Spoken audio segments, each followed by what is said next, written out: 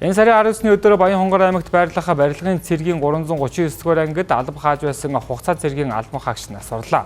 Тухайн хэргийг цагдаагийн байгууллагаас шалгаж байгаа бөгөөд хэрэг гарах үед хоёр цэргийн албан хаагч камергүй өрөөнд зодтолсон үйл явдал болсон байна. Харин зэвсгчний Жанжин штабаас талигачийг эрүүл мэндийн шалтгааны улмаас нас барсан гэж мэдэгдсэн нь ар гэрийнхэнд нь хүн дээр тусаад байна.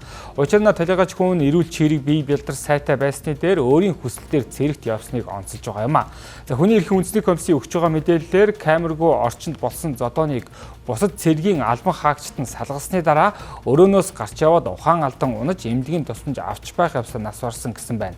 Мөн энэ үйл явдлаа камерын бичлэгт бичигджээ.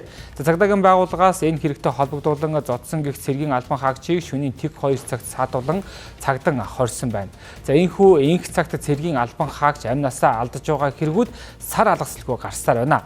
Тодруулах юм бол өнгөрсөн 4-р сард Төв аймгийн Мөнгөн морь суманд цэргийн албан хаагч мөн нас орсон хэрэг гарч байсан. За тухайн хэрэг дээр батлан хамгаалахын сайдын зүгээс хэргийг өөрийнх нь эрхлэх асуудал биш хэмээн тайлбарж байсан бол энэ удаад мэдэгдэл гаргаж хэрэг гарсан 339-р ангийн удирдлагуудыг ажлаас нь чөлөөлөхөн илэрхийлээд байна.